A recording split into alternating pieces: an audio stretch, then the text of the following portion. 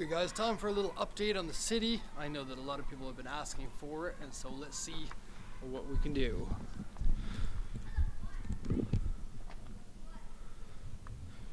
Okay, so it's been sitting here since the last video. I have literally not taken a look at it until now, which I've spent about 10 minutes looking at. And so here's an update on how we're going to go about it. Before we get into that, I'll just show you a couple more things that I found.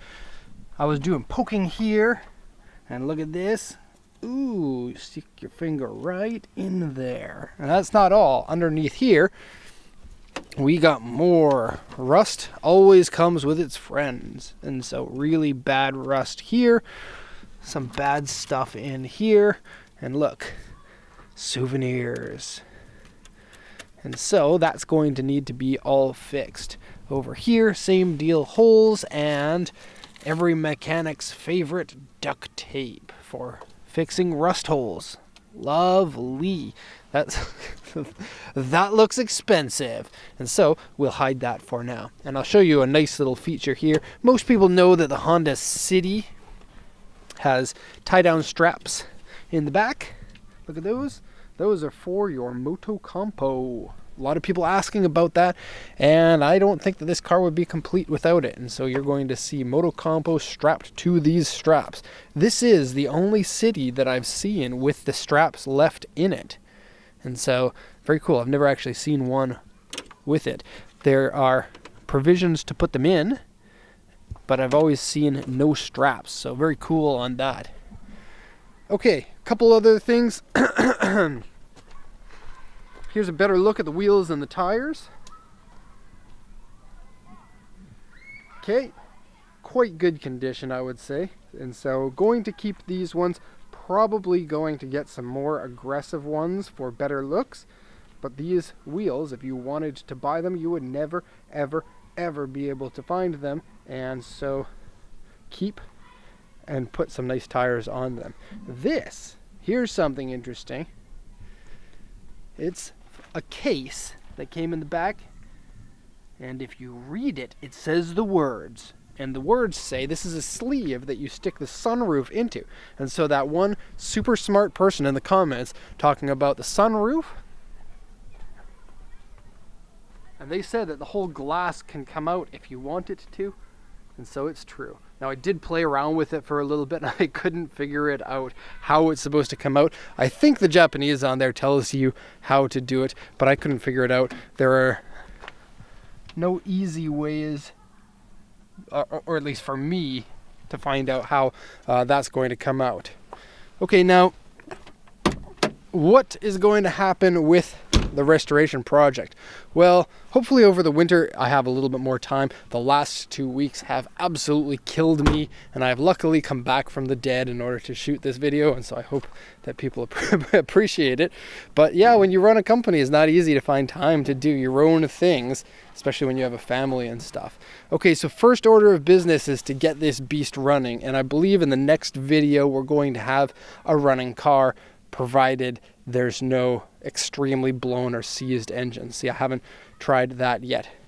Now, because we don't know how long the engine has been running for, the first step is going to be making sure that the engine isn't seized. And so what we'll do is manually crank the engine around with a breaker bar, and then you can do it without putting enough stress in it that it's going to actually damage anything on the inside if it is seized. And providing that's good, we're going to drop some oil into the cylinder holes, which should provide fun because they're on the front of the engine here. So going to need some sort of a squirter bottle for that. And that's the fun of having a project, is you get to buy tools, and you get to have a reason for buying the tools too. Instead of just, I want tools, it's, I have something to fix. And even if you're never going to use that tool ever again, you can still feel like it's worth it. Okay, so even if the engine is not seized and it's ready to go, we know that the engine doesn't run right now. I haven't tried it. I haven't even hooked up a battery to it yet. But most likely the fuel that is in the tank is no good. And the fuel in the lines may be no good. And the fuel filter may be no good. And so we're probably going to have to drain the tank, put in some new gas, see if that works, change the fuel filter. And I believe that all of that is going to be in the next video. Let's see if we can see the tank underneath here. No, so the tank must be in the middle of the car, which means underneath these seats. I couldn't show you these seats last time, and so I might as well do that now. Once the vehicle's running, I'm going to register it, and it's going to be my drive-around car. And that's fine. I got a bunch of other drive-around cars in case this one needs to park for a bit. But, ew, don't touch this. I'm not going to put this bumper on the car. It doesn't fit. I already tried. Okay. Ooh, and then once I register it, it's going to be further restored. It's actually not that bad in the back. Headroom is available. Legroom is available. Death if you get sideswiped. But that's going to be my goal, is to not die while I'm driving this car. Hopefully that's not foreshadowing. And as soon as I get it registered, give it a nice proper detailing to clean it up. The interior is in great condition the more I look at it. All the things that usually break when they get old are not broken. And so as dirty and as yucky as it is, it's going to clean up really nice. Now, I don't want to jinx it. I have been invited to possibly bring the car to a track once it's running. I realize that may break the car even more. But why not do the things that you want to do in life? And even if the car is running, driving the car on a track is probably not going to break it too much. And there are still available engines and suspension and driveline parts and transmissions available for this car. And so it's not a death sentence if anything does go tragically wrong. It might make for better content. I do wonder how much chassis twist you're going to be able to get with all the rust holes in here. But that is a question for another day. Oh, it's so scary looking at those. Oh, and I don't know how to weld. That's the thing, is that's going to have to be done by a professional, because I don't want this car to be my learner car on how to weld and how to form steel in. I don't want to ghetto do it. I think that the car is just too cool to ghetto do. So all the stuff that needs to be done properly, I'm going to have somebody else do it. But anything else that I can do myself, I'd rather do it.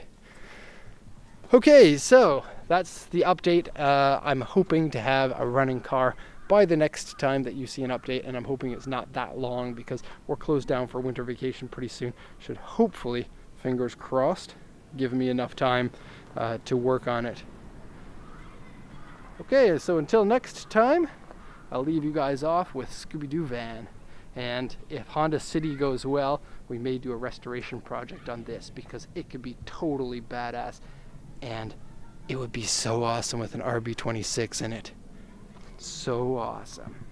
And skull and crossbones on the back. Black with skull and crossbones, and then free candy on the top, on both sides.